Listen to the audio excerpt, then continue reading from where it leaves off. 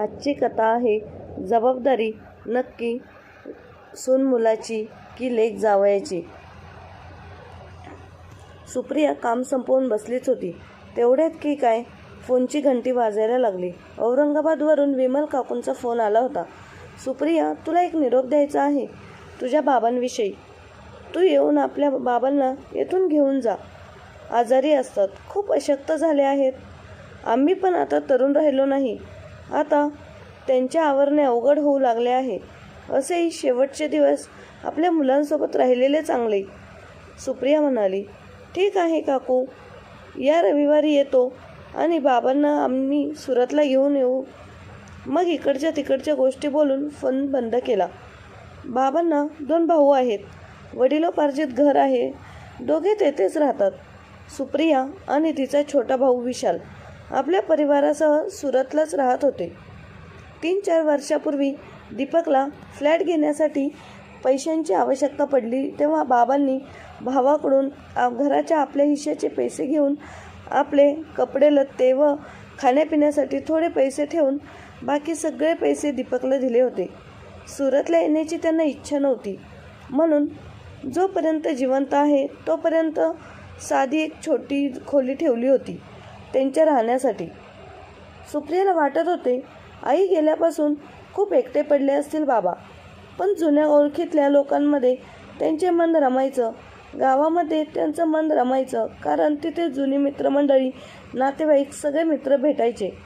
सकाळी ते गणपतीच्या मंदिरात जायचे, त्यानंतर त्या पारावरच्या गप्पा मारत आणि त्याच्यासोबत गरम चहा घेत सायंकाळी मित्रांसोबत चालायला जायचे आणि रात्री जेवून झोपायचं. हे त्यांचं दिवसचं रुटीन बसलं होतं. त्यामुळे त्यांचं मन काही शहरात रमत नव्हतं.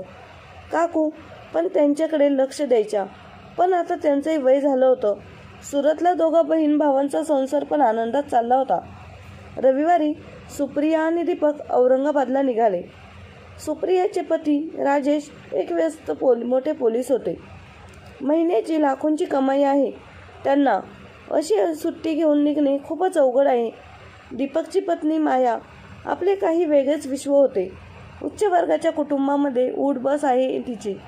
अशा छोट्या मोठ्या परिवाराच्या लफड्यांमध्ये पडणे तिला आवडत नव्हते. संपूर्ण प्रवासात दीपक मन मारून व गप्पच बसल्याचे सुप्रियाला जाणवत होते. ती म्हणाली, इतका परेशान नको होऊ. काळजी करण्यासारखे काही नाही. वय झाले आहे, थोडे अशक्त झाले आहेत. ठीक होऊन जातील बाबा. दीपक वैतागून बोलला. सर्व व्यवस्थित चालले होते. माहीत नाही काकांना काय अडचण आली. 2-4 वर्षे अजून सांभाळले असते तर काय झालं असतं एवढं. आता तर घरांच्या किमती आभाळाला भिडल्यात. तेव्हा किती कमी पैशात आपला हिस्सा आपल्या नावे करून घेतला. सुप्रिया त्याला शांत करण्यासाठी म्हणाली, ठीक आहे ना, त्यावेळी जो बाजारभाव होता त्या हिशोबाने दिले. आणि तशी बाबांचं वय झालंय आणि काकांचं पण वय झालंय ना. मग बाबा शेवटचे दिवस आपल्या मुलांसोबत घालवतील तर त्यांनाही चांगले वाटेल. दीपक उत्तेजित होऊन बोलला, ताई तुला हे सांगणे खूप सोपे आहे. 3 खोल्यांच्या फ्लॅटमध्ये कुठं ठेवणार त्यांना. त्यात मायाची वेगळीच कटकट राहील. तिने तर साफ नकार करून दिले आहे की ती बाबांचे काहीच करणार नाही. मग मी एकट्याने काय काय करायचं. तसं तर ताई, मुली सगळं मागायला लगेच उभ्या राहतात. करायच्या नावाने का मागे सरकतात. आजकाल मुलींचे शिक्षण व लग्नासाठी किती खर्च होतो. मग तू का नाही घेऊन जात बाबांना आपल्या घरी. इतका मोठा बंगला आहे, दाजींची लाखोंची कमाई आहे. सुप्रियाला दीपकचे असे बोलणे ठीक वाटले नाही. घरासाठी पैसे घेताना कसा आश्वासन देत होता बाबांना. तुम्हाला कोणत्याही वस्तूंची गरज असेल तर निसंकोच फोन करून सांगा, मी त्वरित घेऊन येईल. यावेळी थोडी तंगी आहे बस. नावाला पैसे ठेवले होते बाबांजवळ आणि परत कधी फिरकलाही नाही त्यांची विचारपूस करायला. त्याचं विश्व एवढंच झालं होतं. तो त्याची बायको, मुलं बापाला साधा कधी कॉल पण नव्हता करत. हे सगळं दीपकचं बोलणं ऐकून सुप्रिया म्हणाली, तू काळजी नको करू, मी घेऊन जाईन बाबांना माझ्या घरी. बरोबर आहे, तुला काय कमी आहे. इतके मोठे घर, नवरा, रात्रंदिवस लोकांची सेवा करतो. लाखो रुपये महिन्याला घरात येतात. मग एका वडिलांना आश्रय तर देऊच शकतो तुम्ही, सुप्रियाने सांगितलं. तू काळजी नको करू, मी घेऊन जाईन माझ्या घरी बाबांना. प्रवास संपताच औरंगाबादला दोघेही पोचले. बाबांना बघून सुप्रियाचे डोळे भरून आले. इतके दुबळे व लाचार दिसत होते. त्यांना मिठीत घेऊन म्हणाली, आधी फोन केला असता तर आधीच घ्यायला आली असती बाबा मी तुम्हाला. बाबा म्हणाले, अगं सुप्रिया बाळा, तुझा आपला संसार आहे, कशाला त्रास देऊ. असेही सुरतला तुम्हा लोकांवर आश्रित होऊन जाईल मी, आणि मला कोणावर आश्रित नाही राहायचे. पण सुप्रियाने काहीतरी न ऐकता तडक बाबांना तिच्याच घरी सुरतला घेऊन गेली. रात्री गौरीचे मिस्टर पोलीस साहेब खूप उशिरा आले. तोपर्यंत बाबा व मुलं झोपून गेले होते. जेवण करून निवांत झाल्यावर सुप्रियाने पोलीस साहेबांना म्हटले, बाबांना मी येथेच घेऊन आले आहे. दीपकचे घर खूप छोटे आहे, त्याला त्यांना ठेवायला थोडी अडचण झाली असती, आणि असंही आपलं घर मोठं आहे, इथं बाबा आनंदात राहतील आपल्या सगळ्यांसोबत. राजेशचा मूड एकदम बदलला. तो रागात म्हणाला, येथे घेऊन आली आहे म्हणजे? तुझे वडील ही तुझ्या भावाची जबाबदारी आहे. मी मोठे घर वृद्धाश्रम उघडायला नाही घेतले, आपल्याला राहायला घेतले आहे. प्रॉपर्टीचे पैसे हडपताना विचार नाही केला तुझ्या भावाने की बापाचे पण करावे लागेल. रात्रंदिवस कष्ट करून मी पैसे कमवतो, ते फालतू उडवण्यासाठी नाही आहेत माझ्याकडे. नवऱ्याचे हे रूप सुप्रियाला नवीनच होते. तुम्ही रात्रंदिवस माणसांची सेवा करता, माझ्या वडिलांची तुमच्या घरात व हृदयात इतकीही जागा नाही का? निखिलचा चेहरा ताणला गेला. तो जवळपास ओरडत म्हणाला, मी लोकांना मदत करतो व पैसे घेतो, हा व्यवहार आहे, यात सेवेसारखं काही नाही. हे माझे काम आहे, माझी रोजीरोटी आहे. तू 1-2 दिवसात आपल्या वडिलांना तुझ्या भावाच्या घरी सोडून आली तर ठीक. सुप्रियाला आपल्या कानांवर विश्वास बसत नव्हता. ज्या पतीचा ती इतका आदर करत होती, तो असे काही बोलू शकतो का? तिने आपला भाऊ व पतीवर इतका विश्वास ठेवला का तिने सुरुवातीपासूनच एक पैशाचा हिशोब नाही ठेवला. इतकी चांगली नोकरी करत होती. पहिल्या मुलाच्या जन्माच्या वेळी राजेशने हे सांगून सोडायला लावलं की मी इतके कमवतोय तर तुला नोकरी करायची काय गरज आहे? तुला कुठल्याही गोष्टीची कमी नाही राहणार. आरामात घरी राहून मुलांचे संगोपन कर. आज जर नोकरी करत असती तर काही पैसे शिल्लक राहिले असते तिच्याजवळ, किंवा या 10 वर्षात घरात पूर्ण दिवस काम करण्याच्या मोबदल्यात पैशांची मागणी केली असती तर इतके तर जमा झालेच असते की वडिलांची स्वतःच्या हिमतीवर काळजी घेऊ शकली असती. म्हणायला दर महिन्याला तिच्या नावावर बँक खात्यात पैसे जमा होतात, परंतु त्यांना न विचारता खर्च करण्याची तिला परवानगी नव्हती. भावालाही लग्नात जो खर्च झाला तो वजा करून जे उरतील त्यांचा अर्धा हिस्सा मागण्याचे मनात येत होते, ज्याने कमीत कमी बाबा तर सन्मानाने जगू शकले असते. पण तेही मला जमलं नाही. पती आणि भावाला दोघांना रांगेत उभं करून खूप प्रश्न विचारावेसे वाटत होते. माहीत होते काही ना काही उत्तर अवश्य असतील, पण या प्रश्नोत्तरात नात्यांच्या घड्या विस्कळीत होऊन जातील आणि जी नग्नता समोर येईल त्यानंतर नाते मिळवणे अवघड होऊन जाईल. समोर आईच्या फोटोमधून डोकावणारी 2 डोळ्यांची जोडी जिभेला कुलूप लावत होती.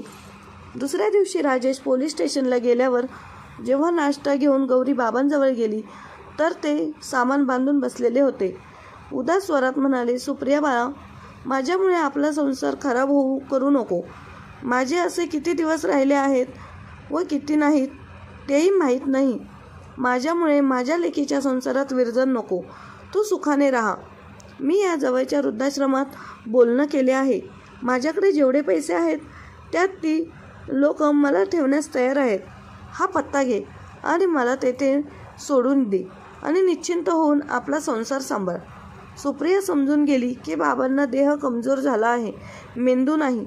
जावई कामावर जाण्याआधी भेटायलाही आले नाहीत यावरून हे मात्र नक्की की सासऱ्यांचं येणं त्याला आवडलं नाही. काय उत्तर देणार माझ्या म्हाताऱ्या बापाला? सुप्रियाने चुपचाप टॅक्सी बोलावून त्यांनी दिलेल्या पत्त्यावर त्यांना सोडायला निघाली. नजर मिळू शकत नव्हती बापाच्या नजरेला व काही बोलणंही जमत नव्हतं.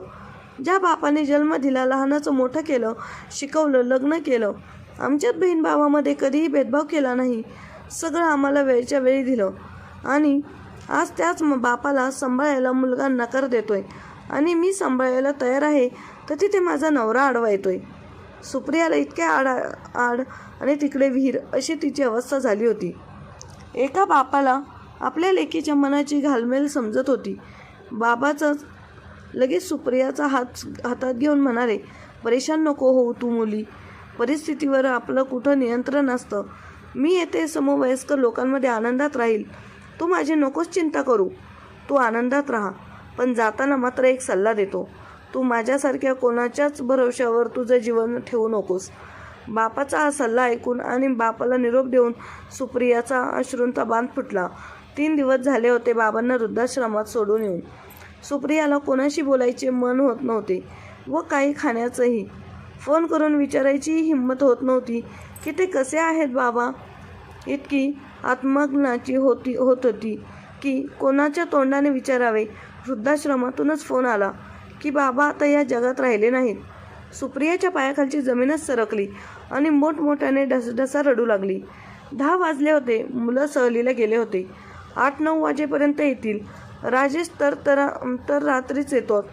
कोणाच्याच दिनक्रमावर काही फरक पडणार नाही. कुणाला निरोप तरी काय द्यावा. दीपक तो ऑफिसला गेला असेल. त्याला उगाच सुट्टी घ्यावी लागेल आणि त्याच्या बायकोला तर कोणाचं काहीच पडलेलं नसणं. संपूर्ण रस्त्यात अखंड अश्रूंनी धार वाहत राहिली होती तिची. सांगणे मुश्किल होते वडिलांच्या जाण्याच्या दुःख, पण शेवटच्या घटकेत ती त्यांचे काहीच आवरू शकले नाही. 3 दिवस, फक्त 3 दिवस राजेशने तिच्या बाबांना मान व आश्रय दिला असता तर तिने मनापासून राजेशला देवासमान मानले असते. वृद्धाश्रमाच्या संचालकांच्या मदतीने तिने सारे सोपस्कार पार पाडले. ते म्हणत होते, रेकॉर्ड नुसार यांची सून, मुलगा आणि जावई ही आहेत. त्यांनाही कळविले असते तर बरे झाले असते. ते काहीही सावरली नाही होती. म्हणाली, नाही, यांचे कुणीही नाही. ना सून, ना मुलगा, ना जावई. फक्त एक मुलगी आहे व तीही फक्त नावापुरतीच. संचालक महाशय नेहमीच्या शिरस्त्याप्रमाणे बोलत होते. परिवाराला दुःखातून उभारण्याची शक्ती देव व बाबांच्या आत्म्याला शांती मिळव. सुप्रिया विचार करत होती. बाबांच्या आत्म्याला तर शांती मिळालीच असेल.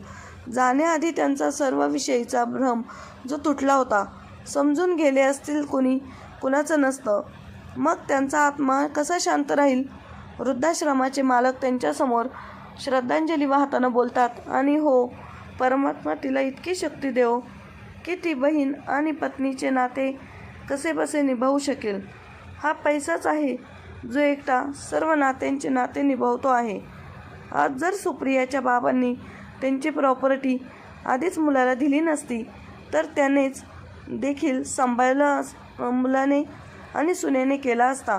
आणि दुसरी बाजू म्हणजे ज्या बापाने त्यांच्या पोटाचा गोळा आपल्या स्वाधीन केला असतो त्या मुलीच्या बापाला सांभाळणं सुद्धा एका जावयाचं कर्तव्य असतं. तात्पर्य, मीही एक मुलगी आहे, पण एक गोष्ट सांगू इच्छिते की प्रत्येक मनुष्याने प्रेमापोटी आपल्या हातचे सर्व सोडून द्यायला नको. आपल्या भविष्यासाठी काही ना काही जतन करून ठेवले पाहिजे. नंतर तर मुलांचेच आहे, पण जिवंतपणी मरण्यापेक्षाही हे केव्हाही चांगले.